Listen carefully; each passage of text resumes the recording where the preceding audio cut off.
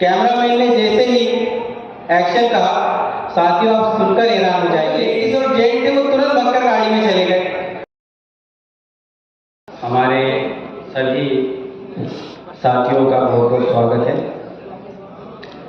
साथियों, आज हम लोग देख रहे हैं कि बामसेपुर भारत मुक्ति मोर्चा के राष्ट्रीय अधिवेशन में सोशल मीडिया का विषय रखा गया है। एक सोचने वाली बात है कि आखिर ऐसा क्या हुआ है कि भाई सोशल मीडिया का विषय रखना पड़ रहा है। साथियों, हम लोग देख रहे हैं कि देश भर में जो हमारे लोगों पर अन्याय अत्याचार हो रहे हैं वो ब्राह्मणवादी मीडिया में दिखाया नहीं जा रहा है। मैं पिछले 7 सालों से 8 सालों से मैं इस सोशल मीडिया पर काम कर रहा हूँ। जब मैं प्रेस क्लब जाता हूँ तो उस प्रेस क्लब में मैंने खुद देखा है कि उस प्रेस क्लब में भी अलग अलग गुट बना करके सभी पत्रकार बैठे होते हैं और उन सभी के लीडर जो है वो ब्राह्मण होते हैं।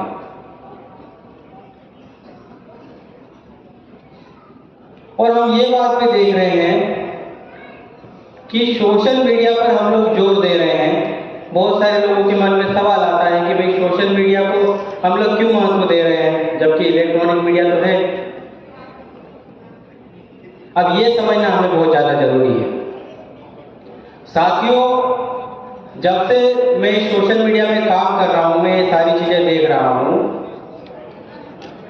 कि इलेक्ट्रॉनिक मीडिया में बड़े पैमाने पर अभी 6 अक्टूबर की बात साहब अभी कल परसों जब स्पीच कर रहे थे तो साहब ने बताया कि 6 अक्टूबर को जब आरएसएस कार्यालय घेराव का जब हम लोग ये प्रोटेस्ट मार्च हमारा चल रहा था तो उस दरमियान कुछ पत्रकार भेजे गए पत्रकार थे और वो चाह रहे थे कि कैसे भी करके यहाँ पर दंगा भड़काया जाए ताकि वो उसको कवर कर सके और मेन स्ट्रीम जो मीडिया है उसके अंदर दिखा सके। तो वो ये कह रहा था पत्रकार कि आप लोग आग ये गाड़ी में आग क्यों नहीं लगा रहे हैं, आप यहाँ पर आग लेने क्यों नहीं कर रहे हैं। तो हमारे कार्यकर्ताओं ने उसी का वीडियो बनाना शुरू कर दिया कि ये देखिए ये आग जलाने की बात कर रहा है। ऐसी कई घटनाएं हैं जो मैंने अपने आंखों से मैंने देखी है, मेरे सामने की ये बातें हैं।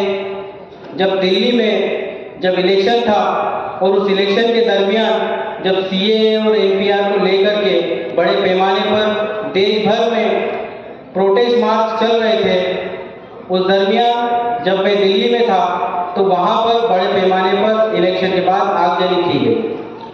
और जब हम लोग न्यूज़ कवर करने के लिए गए तो वहाँ पर पत्रकारों को ये बात मैं हमेशा आप लोगों को इसके लिए बताते रहता हूँ कि इलेक्ट्रॉनिक मीडिया का जो षड्यंत्र है ये हमें समझना होगा, तब जाके आपको सोशल मीडिया का महत्व समझेगा। तो साथियों, जब मैं वहाँ पर पहुँचा और जब मैंने देखा तो वहाँ जो पुलिस के जो लोग थे उन्होंने मुझे अंदर जाने से रोका। तो मैंने अपने जेब से प्रेस कार्ड निकाला और उनको दिखाया कि मैं पत्रकार हूँ और मुझे जाने दिया जाए। तो जब मैं अंदर गया तो मैं वहाँ देखता हूँ कि वो पूरा जल रहा था। पूरा जो अभी आप रोड देख रहे हैं उस साइड में इस साइड में पूरे घर थे, पूरे जल रहे थे। हम वहाँ पर न्यूज़ कवर करने के लिए गए तो न्यूज़ कवर करते वक्त ये हुआ कि हम लोग घरों में जा जाके देख रहे थे तो वो कोई और नहीं तो SC ST OBC के लोग थे। अब इलेक्ट्रॉनिक मीडिया का काम ये होता है कि सच्चाई दिखाना, उन्हें सच्चाई दिखाना चाहिए था तो वो सच्चाई ना दिखा करके वो कहीं दूसरी जगह ही घुमा रहे थे लोगों को। तो जब हम लोग वहाँ पहुँचे तो डिवाइडर पर मैं खड़ा था, डिवाइडर पर मैं खड़ा था, वहाँ एक न्यूज़ चैनल की गाड़ी आई। न्यूज़ चैनल की गाड़ी आकर वहाँ पर खड़ी हुई और खड़ी हुई और वहाँ से एक आदमी और एक औरत गाड़ी में से निकली, वो जाके वहाँ पर खड़ी हुई। कैमरामैन अपना कैमरा लगा रहा है और जो रिपोर्टर है वो रिपोर्टर अपनी रिपोर्ट करने के लिए माइक रेडी कर रहा है। कैमरामैन ने जैसे ही एक्शन कहा, साथियों आप सुनकर हैरान हो जाएंगे जैसे उसने एक्शन किया और जो माइक उसके पास आईडी माइक होता है, वो आईडी माइक लेकर के अपनी रिपोर्टिंग शुरू करता है। आप देख सकते हैं मेरे पीछे किस प्रकार से मुस्लिम लोगों ने ये हिंदुओं के घर जलाया। आप देख सकते हैं कैसे आग जली हो रही है, ये वो बोल रहा है। और जो लेडीज और जेंट जो आए थे उसी के गाड़ी में से उतरे, पत्रकार के गाड़ी में से उतरे।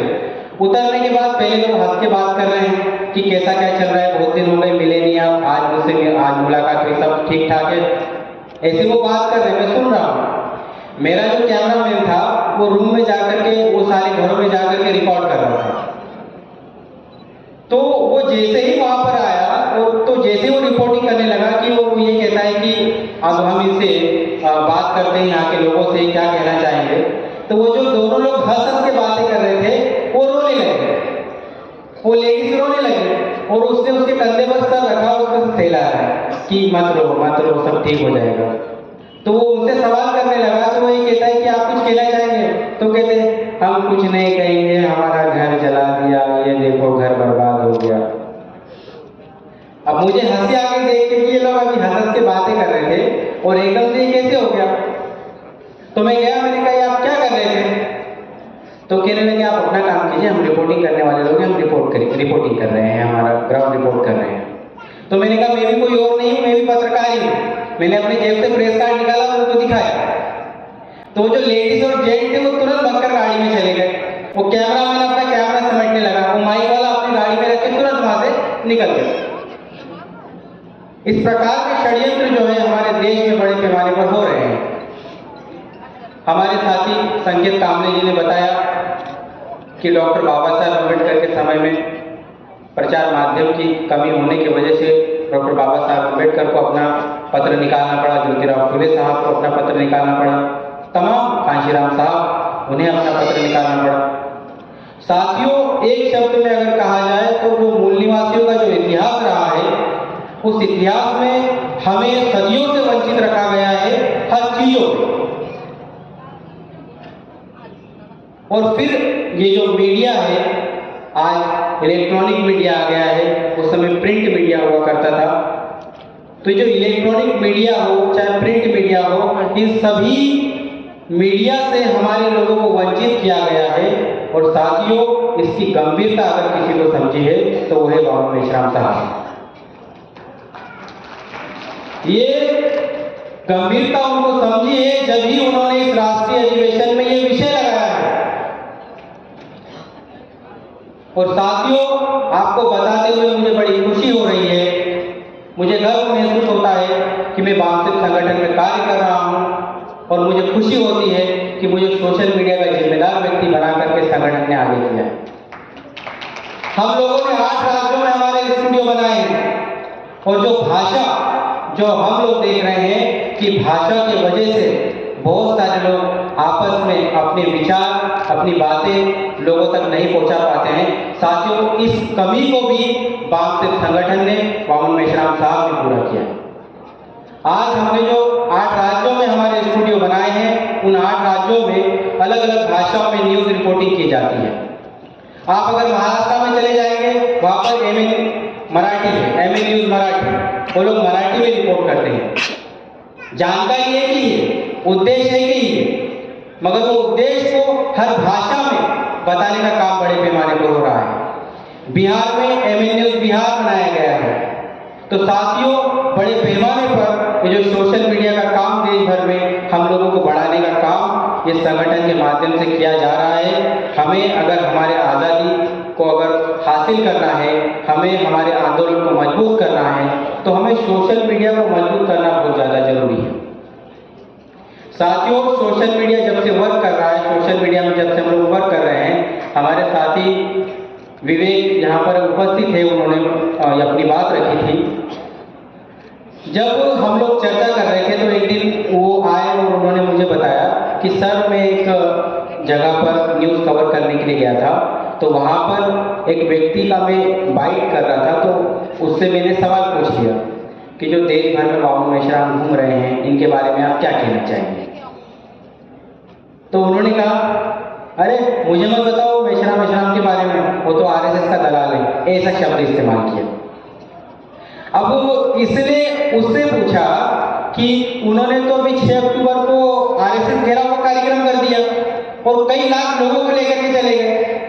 तो कहते अच्छा, तो एक काम करना, इतना कट कर देना भैया, दिखाना जो मैंने बोला इसको कट कर देना, दिखाना। लोगों को जानकारी नहीं है, जो तमाम जो ब्राह्मणवादी संगठन चला रहे हैं उनमें जो हमारे लोग फंसे हुए हैं, उन लोगों को गुमराह किया जा रहा है। अगर हम इस सोशल मीडिया को, अपने इस मीडिया को अगर मजबूत कर लेते हैं तो आप और हम बड़े पैमाने पर लोगों को जागरूक करने में कामयाब हो जाएंगे। साथियों, इसके लिए ये विषय आज यहाँ पर रखा है और यहाँ पर जो है हमें बोलने का मौका हमें जो यहाँ पर दिया हुआ है। मैं अपनी एक बात, 2 बात कहकर मैं अपनी बात खत्म करना चाहूँगा। सबसे पहली बात कि आज से 12 साल पहले जब हम संगठन में ज्वाइन हुए थे तो उस समय मध्य प्रदेश भोपाल का मैं रहने वाला हूँ, तो वहाँ पर कार्यालय में बैठक होती थी और हम बहुजनों का बहुजन भारत, हमारे साथी दिवंगत आनंद बगाटे सर, वो और मैं, हम लोग पेपर बांटने का काम करते थे बहुजनों का बहुजन भारत। तो मीटिंग होती थी, तो उस मीटिंग में गोल बना करके हम लोग सभी बैठा करते थे और सभी को बारी बारी से बोलने के लिए कहा जाता था। तो जैसे हम 1-2 लोग बचते थे और हमारी बोलने की बारी आती थी तो हम लोग वहाँ से उठकर बाथरूम का बहाना बना करके हम निकल जाते थे कि कहीं हमको बोलना ना पड़ जाए। हम लोग निकल जाते थे और फिर बाहर से देखते थे कि जैसे ही हमारे नंबर के बाद दूसरा नंबर आएगा तब हम आकर बैठेंगे। तो ऐसा होता था। तो आज मुझे खुशी है कि मुझे पर्ची दी जा रही है कि आपका समय समाप्त हुआ है। तो ये बात है कि संगठन ने हमें बोलना सिखाया, ये शुक्रगुजार हूँ मैं संगठन का। और दूसरा मैं ये कहना चाहूँगा कि साथियों, हम सबके पास एंड्रॉयड फ़ोन, हम सभी चलाते हैं। अगर गलती से ये फ़ोन अगर हमारे पिताजी के हाथ में आ जाए या अगर मियाँ मतलब जो पति पत्नी है अगर पति के हाथ में आ जाए तो टेंशन में आ जाता है। साथियों, ये टेंशन को खत्म करने की आवश्यकता है। उस टेंशन को खत्म कैसे किया जा सकता है? तो ये जो मीडिया आपके जो बताया जा रहा है सोशल मीडिया, तो इस एंड्रॉयड मोबाइल का सही इस्तेमाल कीजिए, आपके अंदर का वो डर खत्म हो जाएगा। इसी बात को कहकर मैं अपनी समापन करना चाहूँगा। आपने मुझे सुना, इसके लिए बहुत बहुत धन्यवाद।